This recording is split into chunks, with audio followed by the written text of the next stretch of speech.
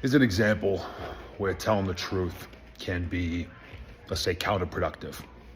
Now, I would argue that telling the truth is a good thing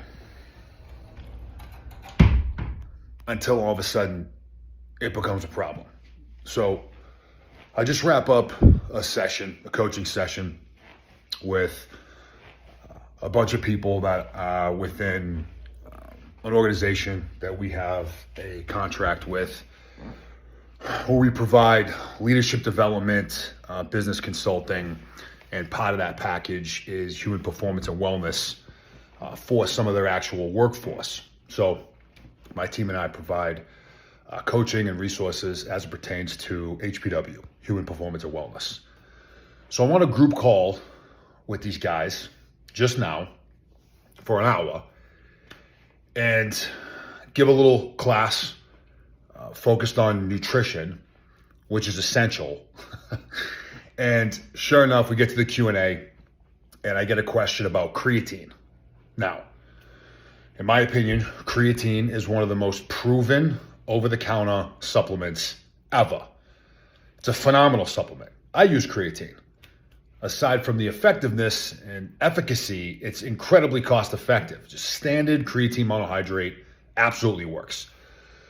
I get a question about creatine. I say, hey, Nick, do you use creatine? And when I get a supplement question, a little alert starts to go off in my head. I'm like, okay, here we go. I know where this is trending. So before I answer that question, as I typically do when it comes to all supplement questions, is listen, I'm going to answer your question for you, but just know that supplements do not replace nourishment. When I say nourishment, I'm talking about food, real food, and hydration. Supplements supplement nutrition. You guys all understand what I'm saying? Yep, got it. Okay, cool. So yeah, I do take creatine. I answered the question. I said, how much do you take? I said, it's an interesting question because I actually just recently upped my dose. For years, I was taking the standard 5 milligrams a day. About 2 months ago, based on some research I did, I actually doubled that. So I moved up from 5 grams a day to 10 grams a day. There's some data that would suggest that with bigger people, for one, an increased dose of creatine daily can be beneficial, not just solely for physical development, but also for cognitive development. So I said, you know what? Research checks out. There's only one way I think to find out for me. I'm going to try it. Again, it's incredibly cost effective. I'll make the additional investment. Let's just see what happens. Been about 60 or so days since I've done that. Have I noticed any kind of crazy effect since then? No, right? But I'm still doing it. So I answer that question. And right there in the room, there's about 20, 25 people on the call. All the eyes start lighting up like, oh yeah, there it is. Like that's the missing piece of this equation. And that little spidey sense, that little alert that goes off in my mind once I get a supplement question, prove to once again come to fruition.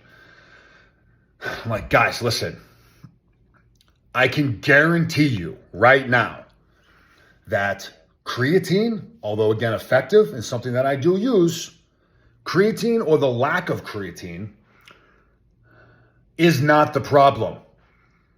That is not your problem. All right, please do not be focused on creatine right now.